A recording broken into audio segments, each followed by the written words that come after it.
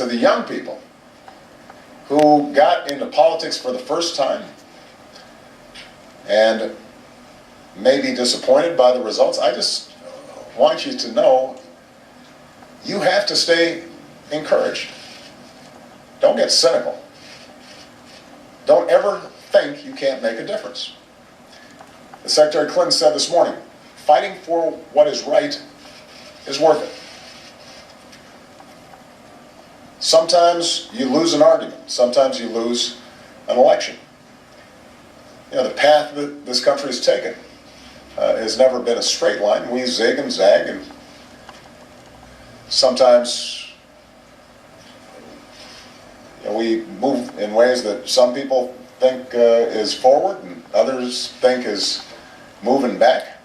Yet, coming to you with the news, obviously everyone in the world knows, but just kind of trying to not only digest the news. I'm sorry, I'm sitting in a wait, I'm just trying.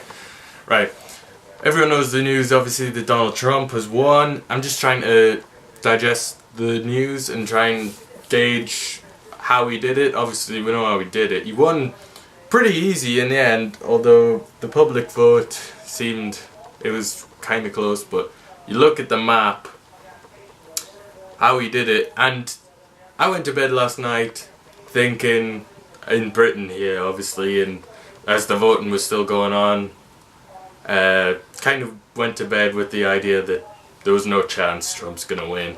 But even then, the 1 or 2 in the morning, I guess, so 5 hours behind that, whatever, in America, that there was no chance, and they kept on trying to say that, oh well, this is the results are too early, and it was showing Florida and stuff, and obviously Florida was the big one, 29 electoral college votes there, obviously, and everyone thought, oh, there's far too many Latinos in Florida, so there's no way he can win.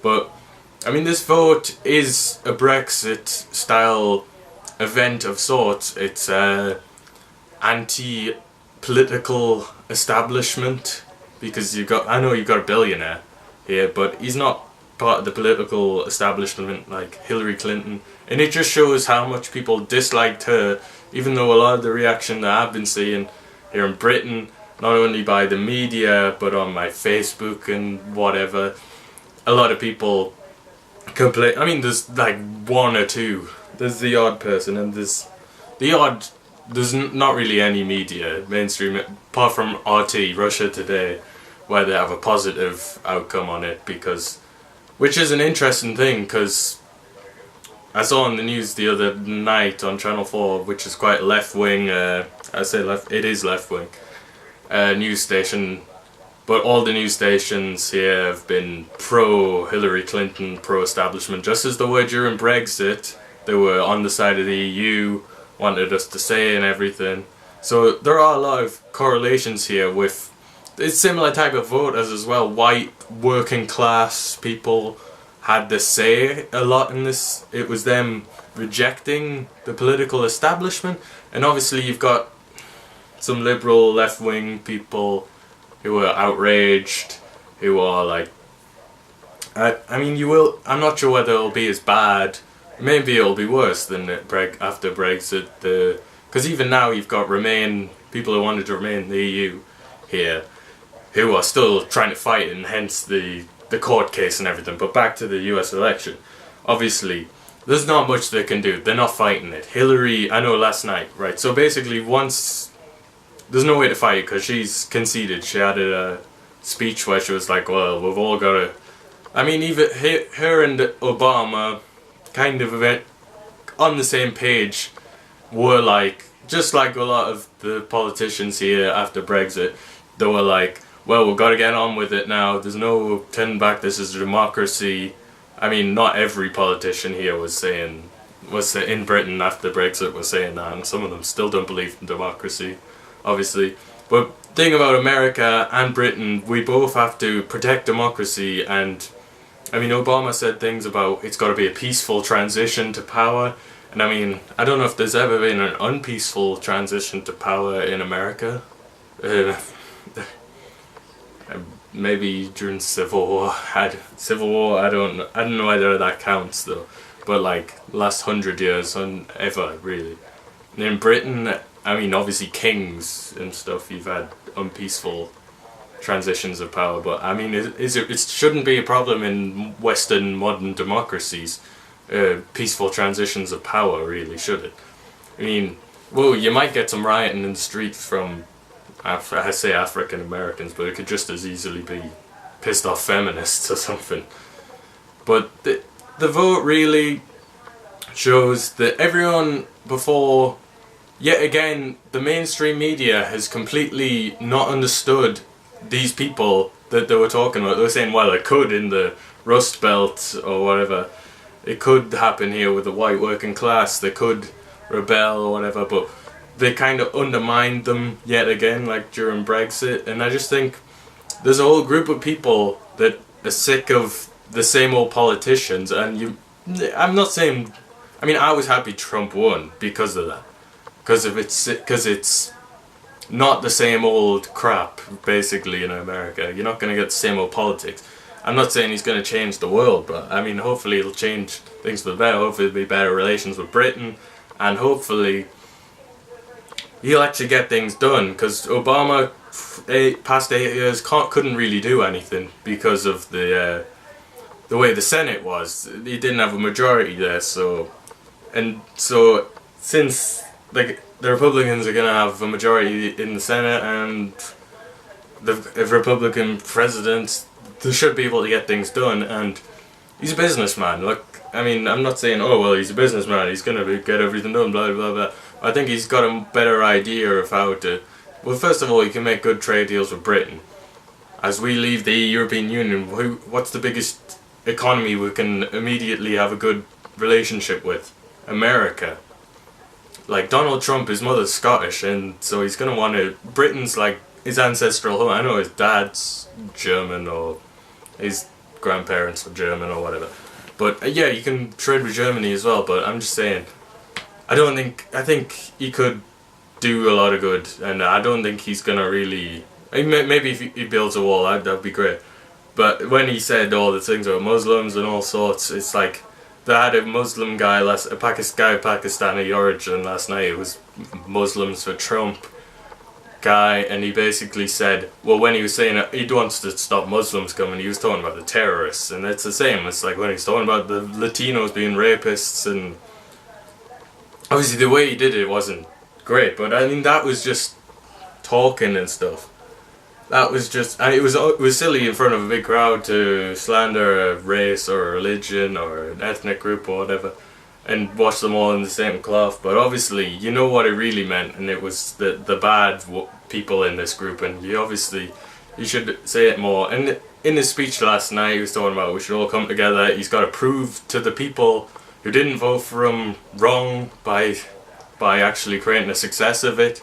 And if he gets a load of people into work, he creates a lot of jobs, he gets a lot of prosperity back into America. I mean, yeah, some people still have things to complain about: race relations, feminism, all sorts. They'll still be complaining about all that kind of stuff. Well, where are we with this? But if everyone's in a job, everyone's earning money, and everything goes back to like good old days of Ronald Reagan or whatever. I'm not saying it's going to be like that, but it could be. We'll just have to wait and see. And Obama, he was on the same side, basically saying we've got to get on with it, and obviously he doesn't agree with Trump, he disagrees on, but they've got to all get behind him, really. Just like with Brexit. People have to get behind it. It's a democracy. People have to respect democracy, respect the vote, and so on.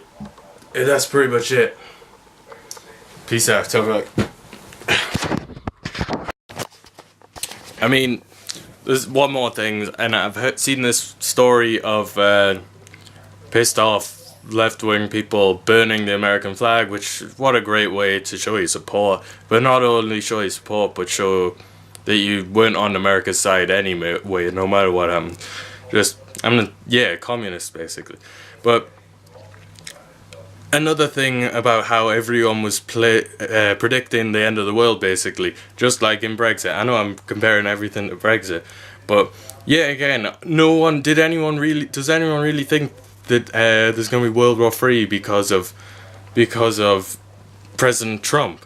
I mean, he's even said he wouldn't have done all these things like Benghazi and Syria and get involved in all these things. So if anything, he's going to prevent these kinds of things.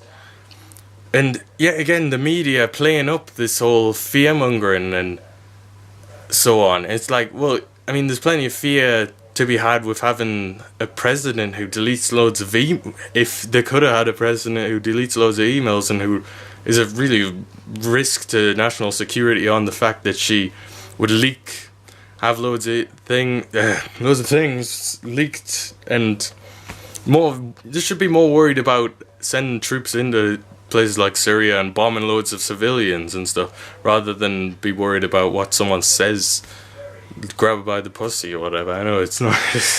I mean, yeah, you can just laugh at it. I'm not saying Donald Trump's perfect either, because he isn't, but you just gotta look at these things. And there was something important I was trying to say. Ballsy, yes, a hot first lady finally, and maybe you could have more Trumps in the future. I know that's not what people want, and hence people not wanting Hillary Clinton. They don't want it to be a family game for people. And there's people talking about Michelle Obama for 2020. Oh yes, we'll have a first black female president. Well, they haven't had a female president yet. But first billionaire president? I don't know, maybe. But yeah, first attractive Eastern European Slavic Slovenian, first Slovenian supermodel. But anyway, that's the thing. I like Melania Trump. They seem nice, but yeah, she's still. I think the Trumps seem like a fairly nice family. I know that doesn't massively matter. I just kind of like. They seem like normal people, even though they're billionaires. You know, kind of rather than the Clintons, where it's like it all seems to be scandals and whatever. And maybe Trump should pay some taxes. Yeah, I'm sure he'll reduce taxes and whatnot as well. But yeah, gotta love Melania Trump. You know, hot Slovenian. One last thing, it'll be interesting to see whether he does lock up or at least have a further investigation into Miss Clinton's emails and maybe other areas.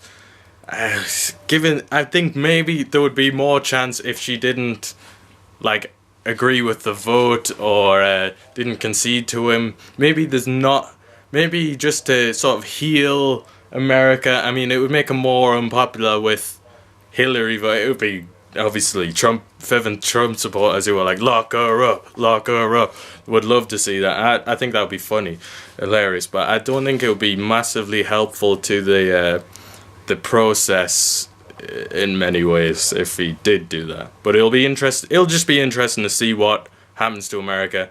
I didn't mention Putin and stuff, how the reaction in Russia was very positive to this, to Trump in general, or at least very anti-Clinton in Russia, the public as well, at least from the media and stuff. But I guess considering Trump was giving these good vibes up to Putin, a strong male leader, and Trump, he kind of works into that Russian kind of idea of a strong male leader that they've got going over there.